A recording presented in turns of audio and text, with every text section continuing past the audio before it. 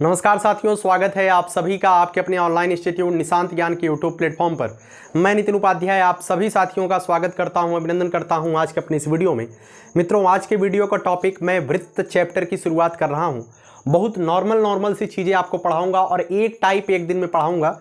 आज बेसिक मतलब वृत्त की बेसिक को कंप्लीट करते हुए 2-3 सवाल मैं आपको केवल देने वाला हूं, वो भी पाइथागोरस प्रमेय पर, और वृत्त की पूरी बेसिक और एक बेसिक आइडिया आपको हो जाएगा। वृत्त का नाम सुन करके आपको ऐसा नहीं लगेगा कि किसी विलायत में हम आ गए हैं। ठीक है, तो चलिए इस वीडियो की शुरुआत करते हैं। उसके पहले हम आपसे जरूर कहेंगे, अगर आप चैनल पे पहली बार आते हैं तो चैनल को सब्सक्राइब करिएगा, और वीडियो पसंद आता है तो आप अपने साथियों तक इसे पहुँचा सकते हैं। और जितने भी डीएलएड के साथी हैं, थर्ड सेमेस्टर के, जो भी आगे तैयारी कर रहे हैं, और अगर आप 21 बैच के हैं तो निश्चित तौर पे आप हमारे हृदय के काफ़ी करीब हैं, और आप बेहतरीन तरीके से मेहनत करिए, परिश्रम करिए, क्योंकि आने वाला दिन आपका है और आपका ही रहेगा। ठीक है, चलिए मित्रों, शुरुआत करते हैं वृत्त की। ठीक है, मैं शुरुआत करता हूं वृत्त की, और मैं थोड़ा सा बेसिक आइडिया आपको वृत्त की देना चाहता हूं। उसके बाद मैं इन सवालों पर आऊँगा। बहुत ही कम समय में आपको आज पहला टाइप कंप्लीट करवाऊंगा। 6 से 7 वीडियो, या हो सकता है 10 वीडियो मैं वृत्त के लिए दूं, लेकिन 6-7 दिन में आपको वृत्त इतनी बेहतरीन तरीके से आ जाएगा कि थर्ड सेमेस्टर का सिंगल क्वेश्चन आप नहीं छोड़ के आओगे वृत्त से। ठीक है, इस बात को दावा करता हूं। देखिए, सबसे पहली बात, वृत्त होता क्या है मित्रों?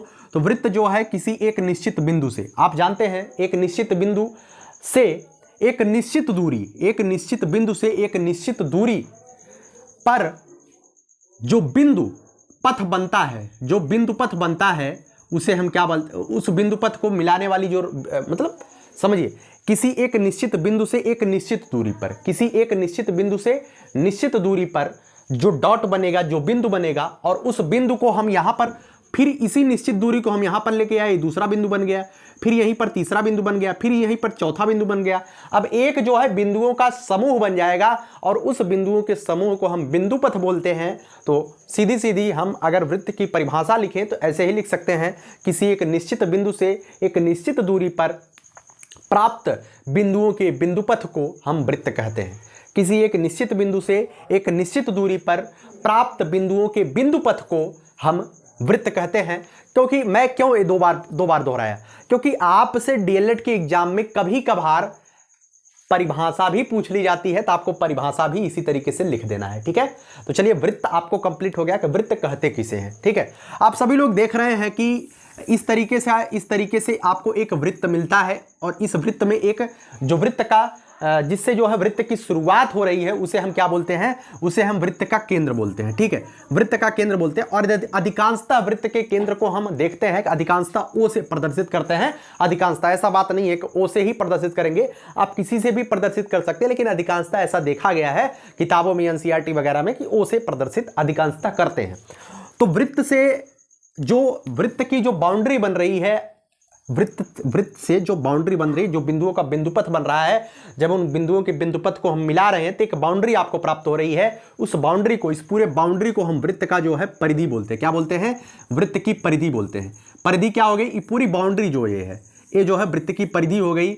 इसे हम वृत्त का परिमाप भी बोलते हैं, और इसे वृत्त की परिधि भी कहा जाता है। ठीक है, तो अगर आपसे परिमाप पूछा जाए या परिधि पूछी जाए तो बात बराबर ही है। जो वृत्त के बिंदुओं का जो बिंदुपथ है, उस बाउंड्री को, उस परिधि को हम क्या बोलते हैं? उसे हम जो है परिधि बोलते हैं या परिमाप बोलते हैं। ठीक है, तो उम्मीद करता हूं परिमाप आप समझ गए कि वृत्त का परिधि क्या होता है। मित्रों, जो बिंदु ओ है ना, वृत्त का जो केंद्र है, वृत्त के केंद्र से जो परिधि है, परिधि पर किसी भी बिंदु पर मिलाने वाली जो रेखा, परिधि के किसी भी बिंदु से केंद्र को मिलाने वाली जो रेखा होती है, वह जो है त्रिज्या कहलाती है। क्या कहलाती है? त्रिज्या कहलाती है। ठीक है मित्रों, क्या कहलाती है? त्रिज्या। मित्रों, त्रिज्या क्या होती है? कहीं भी ऐसा नहीं है कि यहां भी आप मिला देंगे तो यह भी क्या कहलाएगी? यह भी त्रिज्या ही कहलाएगी। यहां आप मिला देंगे तो यह भी क्या कहलाएगी? यह भी जो है त्रिज्या ही कहलाएगी। अर्थात वृत्त के परिधि के किसी भी बिंदु पर, किसी भी बिंदु से अगर वृत्त के केंद्र को हम मिला देते हैं तो वह क्या कहलाता है? वह जो है त्रिज्या कहलाती है। ठीक है, तो उम्मीद करता हूं आप समझ गए हैं। ठीक है, वृत्त की त्रिज्या क्या होती है? वृत्त की परिधि से, वृत्त के परिधि के किसी भी बिंदु से वृत्त के केंद्र को मिलाने वाली जो रेखा होती है, वह जो है वृत्त की त्रिज्या कहलाती है। ठीक है, आगे हम बात करते हैं मित्रों। जैसे आपको एक वृत्त दिया गया है, ये वृत्त का केंद्र है, आपने वृत्त की त्रिज्या समझ लिया, ठीक है, वृत्त की परिधि समझ लिया।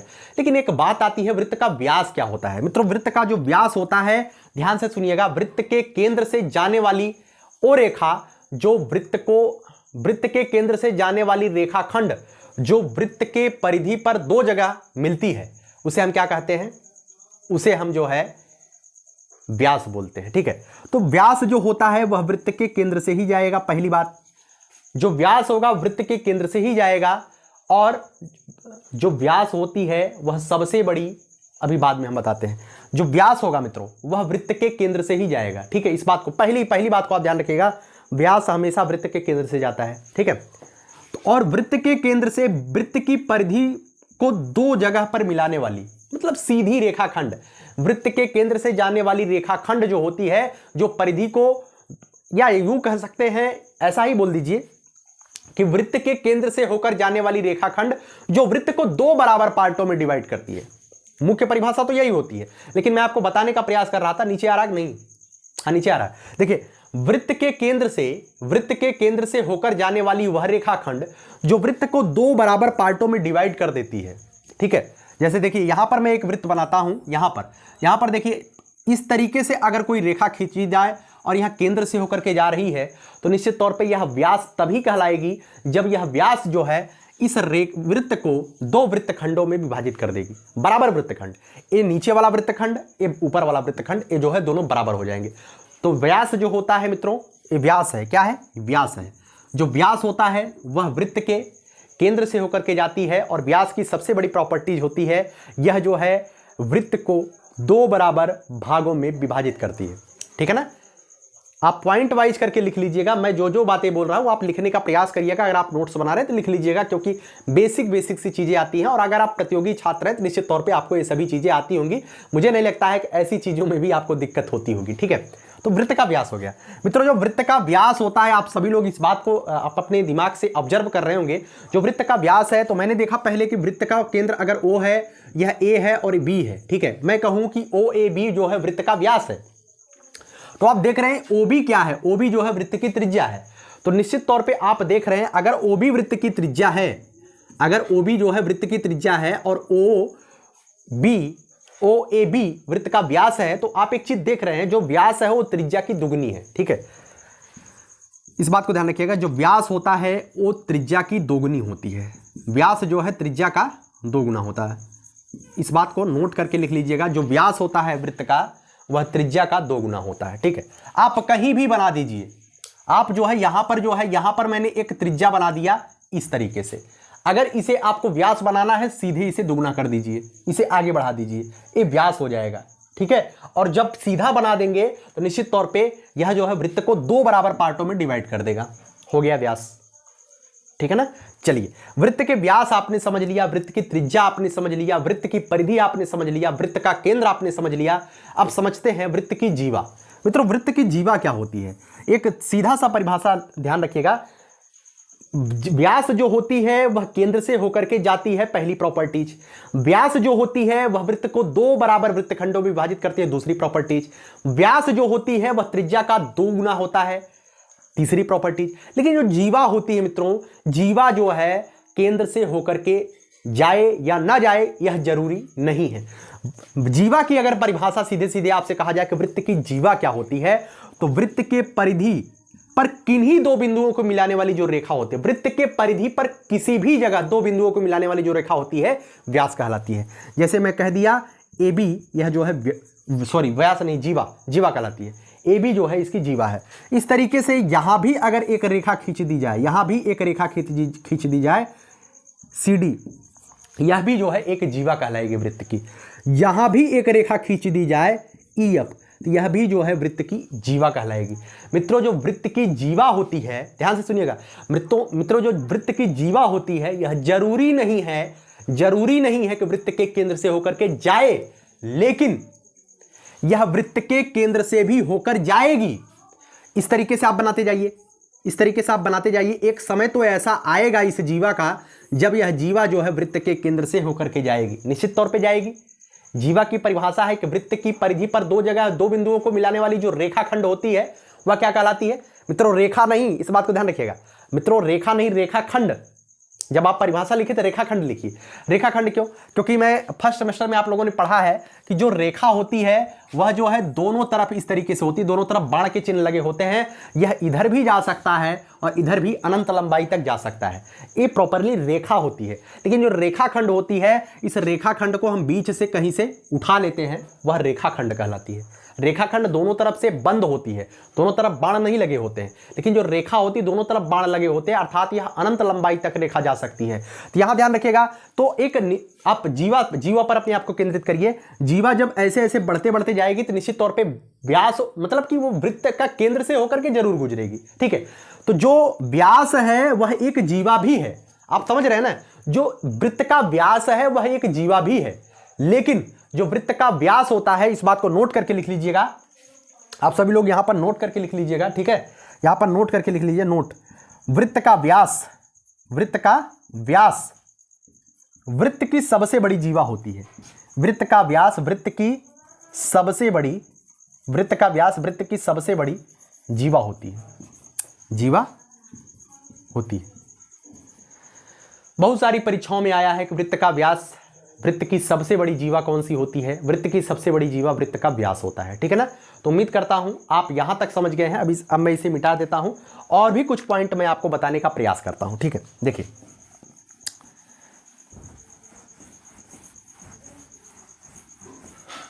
आपने वृत्त का व्यास समझ लिया, वृत्त की जीवा, वृत्त की परिधि, वृत्त का केंद्र, ये सब समझ लिया। अब समझने का प्रयास करिए मित्रों, समझने का प्रयास करिए। इस तरीके से एक वृत्त है और एक जीवा है AB, AB। ठीक है, AB रेखा, AB जीवा है वृत्त की। तो जो AB जीवा है यह वृत्त को दो बराबर पार्टों में विभाजित नहीं कर रही है। आप इस बात को ध्यान रखते हैं ना, जो जीवा है वह वृत्त को दो बराबर पार्टों में विभाजित नहीं करती है। जो व्यास होता है वह वृत्त को दो बराबर पार्टों में विभाजित करता है। तो कभी कभी नाम आपको तो नाम भी पता होना चाहिए। जो छोटा वाला पार्ट होता है उसे हम कहते हैं लघु वृत्तखंड। क्या बोलते हैं? उसे हम बोलते हैं लघु वृत्तखंड। ठीक है, और जो बड़ा वाला पार्ट होता है उसे हम बोलते हैं दीर्घ वृत्तखंड। ठीक, छोटे वाले पार्ट को लघु वृत्तखंड और बड़े वाले पार्ट को दीर्घ वृत्तखंड। देखिए मित्रों, इस तरीके से अगर आपको एक वृत्त दिया रहे और इस वृत्त के केंद्र से एक त्रिज्या है OA और एक त्रिज्या है OB, यह भी त्रिज्या भी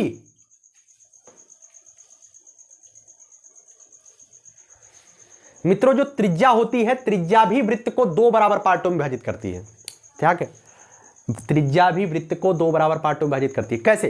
देखिए यहां पर देखिए, एक पार्ट ए हो गया, इस तरीके से बना है, एक पार्ट ए हो गया और एक पार्ट जो है ए हो गया। यहां पर देखिए,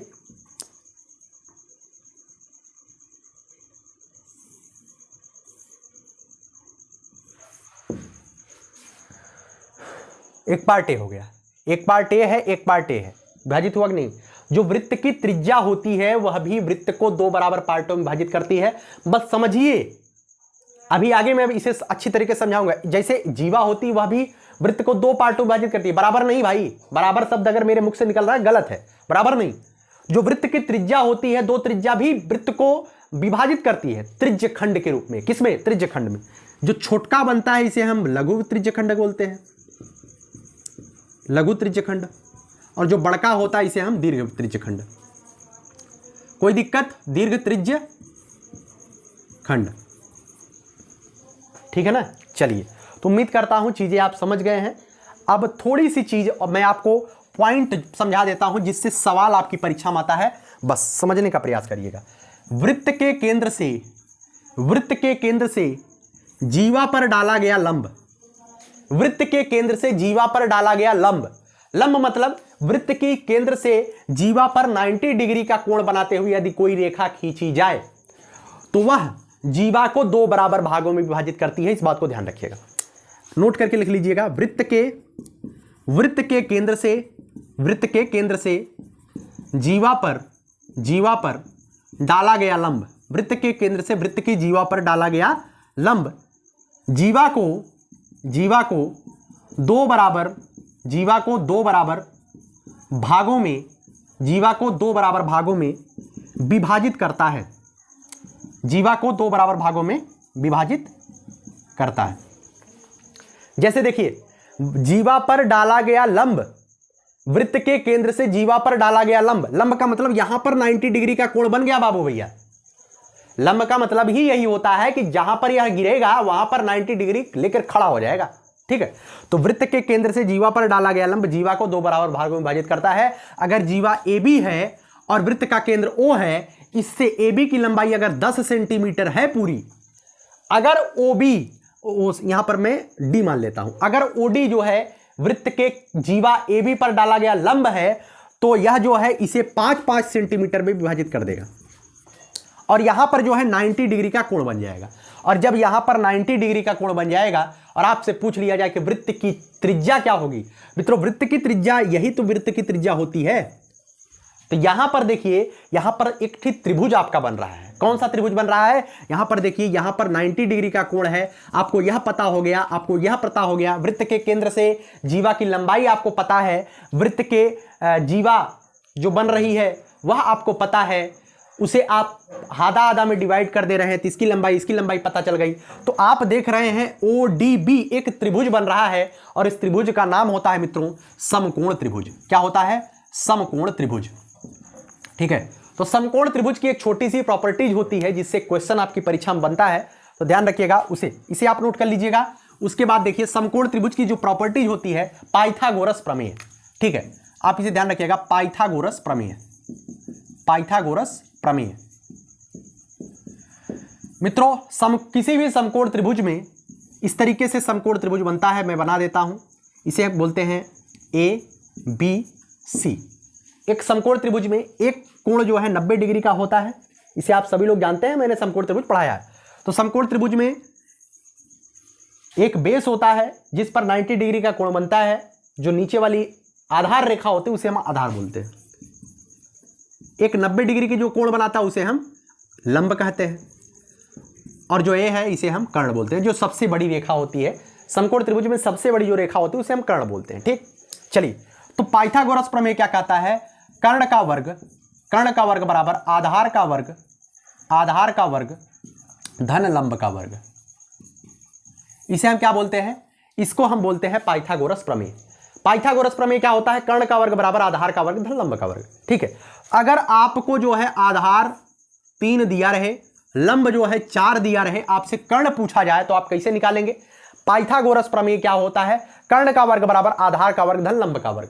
आपको कर्ण नहीं पता है तो कर्ण का वर्ग बराबर हो जाएगा आधार का वर्ग, आधार आपको पता है 3 का वर्ग, लंब आपको पता है 4 का वर्ग, तो कर्ण का वर्ग बराबर हो जाएगा 3 3 9, 4 चौका 16, कर्ण का वर्ग बराबर हो जाएगा 16 9 25। जब यहां से वर्ग आप हटाते हैं, कर्ण के वर्ग से जब आप वर्ग हटाएंगे, क्योंकि बेसिकली आपको कर्ण का वर्ग नहीं निकालना है, आपको कर्ण निकालना है। जब आप कर्ण निकालेंगे तो कर्ण बराबर हो जाएगा, यहां से आप वर्ग हटाएंगे तो आगे बराबर के आगे वर्गमूल चढ़ जाता है, तो √25 हो जाएगा। ठीक है, √25, और √25 अर्थात 25 का जो वर्गमूल होता है वह होता है 5। ठीक है, तो कर्ण क्या आ गया? कर्ण जो है 5 आ गया। इस तरीके से जब जीवा दी रहे, वृत्त के केंद्र से जीवा की लंबाई दी रहे, वृत्त की त्रिज्या आपसे पूछी जाए, तो इस तरीके के फार्मूले का प्रयोग होगा। इस तरीके से मैंने पाइथागोरस प्रमेय केवल इसी वजह से आपको बताया क्योंकि यहां पर इसी त्रिभुज का काम है। ठीक है, तो ध्यान रखिएगा। अब आते हैं सवालों की तरफ। आपने बहुत सारी चीजें, बेसिक चीजें, बहुत सारी चीजें सीख लिया। हमें लगता है कि आपका समय जाया बिल्कुल भी नहीं हुआ है। अगर आपको लगता है कि मैंने आपका समय जाया किया है तो निश्चित तौर पे आप इसे 2 पॉइंट पर भगा के देखा करिए, क्योंकि आपका समय हमारे लिए ज्यादा बहुमूल्य है। ठीक है, मैं हमेशा चाहता हूं कि समय कम से कम लगे, कंटेंट आपको मैं ज्यादा से ज्यादा प्रोवाइड करा पाऊं। देखिए, पहला सवाल है, एक वृत्त में जीवा की लंबाई 16 सेंटीमीटर है। मित्रों एक वृत्त बना दीजिए और इसमें जो है जीवा की लंबाई बना दीजिए। जीवा मैं AB मान लेता हूं और इसकी पूरी लंबाई कितना दिया है? 16 सेंटीमीटर दिया है। ठीक है ना? उस वृत्त की त्रिज्या की लंबाई 10 सेंटीमीटर है। इस वृत्त की त्रिज्या की लंबाई कितनी है? त्रिज्या की लंबाई मैं वृत्त के केंद्र को O मान लेता हूं और त्रिज्या OB जो है 10 सेंटीमीटर है। क्या है? 10 सेंटीमीटर। यहां पर देखिए 10 लिखा है, 10 सेंटीमीटर है। ठीक, जो जो दिया है मैंने वो लिख लिया। तो केंद्र से जीवा की लंबाई, तो वृत्त के केंद्र से जीवा की लंबाई अर्थात यही आपसे पूछा गया है। ठीक है, इसे आप मान लेते हैं सी। ठीक है भैया, उम्मीद करता हूं आप समझ गए हैं। अब आपको जो है इस सवाल को करने में कोई समस्या नहीं हुई होगी। मैंने क्या किया, मैंने किया, आप जो कर रहे हैं रचना बनाने के बाद जो कर रहे हैं आप उसे लिख देंगे तो आपको लगेगा, अगले जो एग्जामिनर रहेगा उसे लगेगा कि नहीं बच्चे को जानकारी है। आपने किया क्या है लिख दीजिए। रचना, वृत्त के केंद्र ओ से जीवा ए बी पर ओसी लंब डाला जो कि केंद्र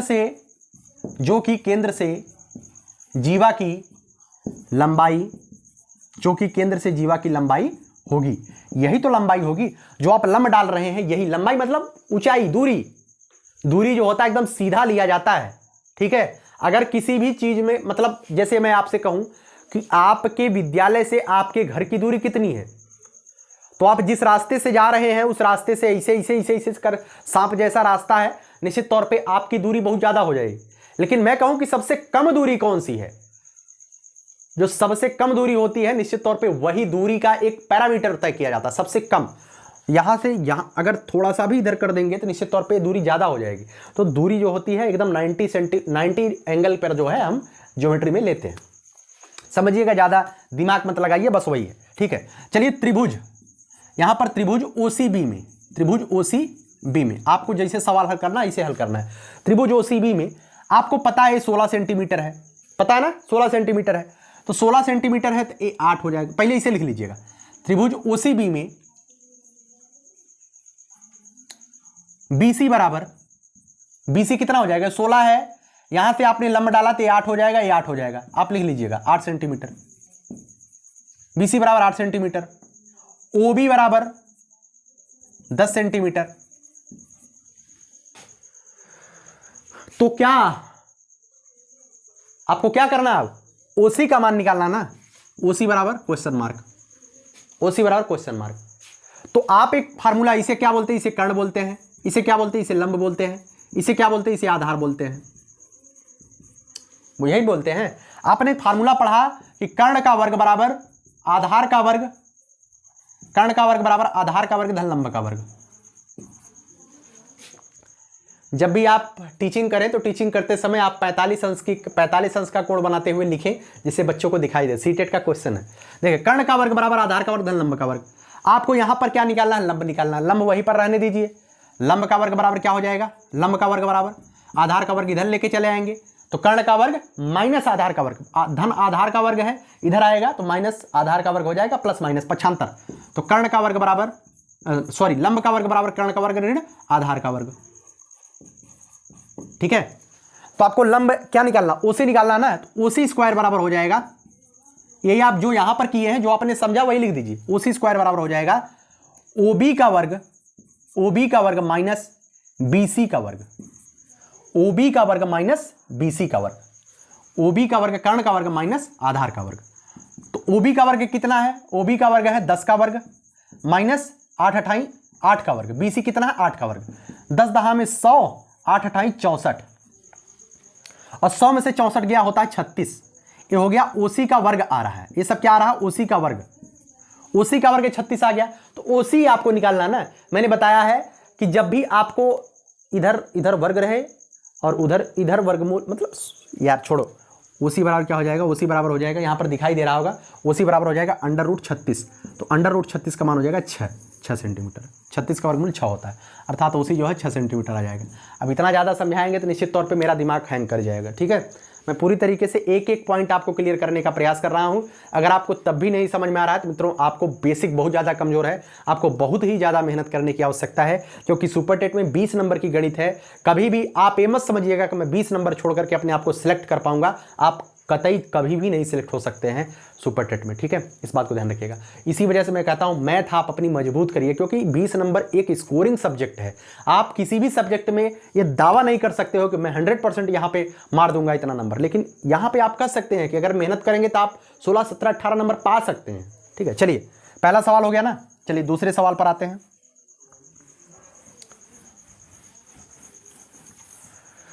दूसरा सवाल आपके पास दिया गया है, एक वृत्त के केंद्र में, एक वृत्त में 8 सेंटीमीटर लंबी जीवा खींची गई है। एक वृत्त है, इसमें जो है 8 सेंटीमीटर लंबी जीवा खींची गई है। कितनी? 8 सेंटीमीटर। जो कहा गया है वही लिख दे। 8 सेंटीमीटर लंबी जीवा खींची गई है, जिसकी केंद्र से दूरी 3 सेंटीमीटर है। जिसकी केंद्र से दूरी 3 सेंटीमीटर है, ठीक है, जिसकी केंद्र से दूरी 3 सेंटीमीटर। इस वृत्त में खींची गई एक अन्य जीवा की लंबाई ज्ञात कीजिए, जिसकी केंद्र से दूरी 4 सेंटीमीटर है। ये 3 सेंटीमीटर एक जीवा यहां पर है और इसकी लंबाई जो है 4 सेंटीमीटर है, और वृत्त के केंद्र को हम O मान लेते हैं। 4 सेंटीमीटर है, उस जीवा की लंबाई आपको ज्ञात करनी है, बस आपको यही कहा है, ठीक है भैया। उम्मीद है कि आप समझ पा रहे हैं। देखिए 8 सेंटीमीटर है, ठीक है, मैं आपको बता देता हूं, आपको घर से इसे करना है।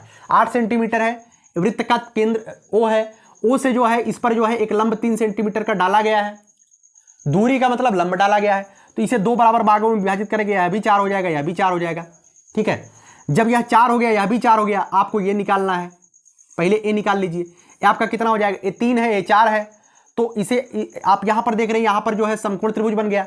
आप मान लीजिएगा AB, और यहां पर CD लिख दीजिएगा, और यहां पर EF लिख दीजिएगा, ठीक है। और आप सवालों को, जैसे मैंने पहला सवाल हल किया, ठीक उसी तरीके से आप दूसरे सवाल को भी हल करिएगा, लिख करके अपने दिमाग लगाइएगा। उसके बाद लिखिएगा त्रिभुज OEB में, त्रिभुज OEB में OB का वर्ग बराबर हो जाएगा OE का वर्ग प्लस BE का वर्ग प्लस BE का वर्ग। तो 3 का वर्ग प्लस 4 का वर्ग, 3 का वर्ग 9, 4 का वर्ग। देखिए त्रिभुज OEB में OB का वर्ग बराबर हो जाएगा OE का वर्ग प्लस BE का वर्ग। तो 3 का वर्ग प्लस 4 का वर्ग, 9 प्लस 16 बराबर 25, OB की स्क्वायर आ गया, तो OB बराबर कितना हो जाएगा? OB बराबर 5 हो जाएगा, ठीक है। ये आपको पता चल गया, AB 5 है। आपसे इस जीवा की लंबाई पूछा है, इसकी लंबाई आपसे पूछा है, आपको ये पता है। अब अगर मैं इसे मिला देता हूं तो यह भी, जैसे अगर यह 5 है तो यह भी जो है 5 हो जाएगा ना। अगर OB त्रिज्या है वृत्त की, तो त्रिज्या OD भी तो है, और त्रिज्या एक वृत्त की कोई भी त्रिज्या आपस में बराबर होती, कहीं भी खींच दीजिए। तो यह 5 है तो यह भी 5 हो जाएगा। जब यह 5 है, आपको यह 4 पता है, आप इसकी लंबाई निकाल सकते हैं? नहीं निकाल सकते हैं? निकाल सकते हैं। ये 5 का वर्ग, 5 पच्चे 25, 4 का वर्ग 16, 25 में से 16 को घटाएंगे 9 आ जाएगा, 9 का जो वर्गमूल होता है 3 आ जाएगा। 3 जो है इसका आधार, ये आधार है। उल्टा करके देखो कि भाई यही आधार होगा, ये लंब होगा, ये कर्ण होगा। त्रिभुज ODF में, त्रिभुज ODF में ये होगा ना। तो ये 5 का वर्ग माइनस 4 का वर्ग, 25 माइनस 16 9 आ जाएगा, और 9 का जो वर्गमूल होगा 3 प्राप्त हो जाएगा। अब 3 यहां प्राप्त हो गया। आपको पूरी जीवा की लंबाई पूछा है। आप देख रहे हैं कि किसी भी वृत्त के केंद्र से जीवा पर डाला गया लंब जीवा को 2 बराबर भागों में विभाजित करता है। तो अगर OF जो है इसकी लंब है, तो निश्चित तौर पे CD को 2 बराबर भागों में विभाजित कर रहा है, और ODF अगर 3 हो गया तो CD कितना हो जाएगा? 3 दूनी 6 हो जाएगा, तो 6 सेंटीमीटर इसका उत्तर आ जाएगा। ये 3 प्राप्त हो गया तो इसकी लंबाई जो है 6 सेंटीमीटर आ जाएगी, ठीक। तो उम्मीद करता हूं समझ में आ गया है, ठीक है। चलिए दूसरा सवाल हो गया, आप लिख लीजिएगा, अच्छे से लिख करके अच्छे से सवाल को हल करिएगा। त्रिभुज जैसे लिखना है अच्छे से लिखिएगा, जो आप कर रहे हैं सब लिखिए। केवल आपको कॉन्सेप्ट में समझा रहा हूं, लिखना पहले सवाल में मैंने बता दिया कैसे आप लिखेंगे, उसके बाद आप अपने आप से लिखिएगा, ठीक है। वीडियो ज़्यादा लंबी हो जाएगी, लोग कहेंगे ज़्यादा पढ़ाते कम है, बकवास ज़्यादा करते हैं, ठीक। चलिए, एक वृत्त का केंद्र O है तथा त्रिज्या, देखिए एक वृत्त का केंद्र है O तथा त्रिज्या OP जो है वृत्त की त्रिज्या है 10 सेंटीमीटर है। ये जो है 10 सेंटीमीटर दिया है। PQ जीवा PQ की लंब, जीवा PQ की लंब OR की लंबाई OR की लंबाई 6 सेंटीमीटर है। जो कहा भैया, देखिए जो कहा आपको वही करना है। कहा है एक वृत्त का केंद्र O है, वृत्त का केंद्र मैंने बना दिया O, त्रिज्या ओपी, जैसे ओपी बनाया त्रिज्या ओपी बना दिया 10 सेंटीमीटर। जीवा पी क्यू की लंब ओ आर, जीवा पी क्यू, जीवा पी यहां पर है क्यू वहां पर मानना पड़ेगा।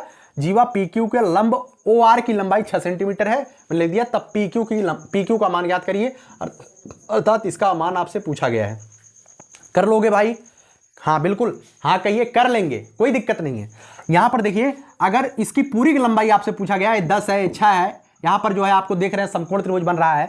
10 दाम 100, 6 36, 100 में से 36 गया कितना होता है? 64 होता है। और 64 का जो वर्गमूल होता है 8 होता है। जब ये 8 आ गया तो पूरा कितना आ जाएगा? 16 सेंटीमीटर आ जाएगा। लेकिन आप लिखिएगा त्रिभुज ओ पी आर में, त्रिभुज ओ पी आर में ओ पी का वर्ग बराबर पी आर ओ आर का वर्ग प्लस पी आर का वर्ग। 8 कैसे आया आपको वो भी पता करना है। आप 8 का दूना क्यों कर रहे हैं यह भी आपको लिखना है। 8 का दूना आप क्यों कर रहे हो?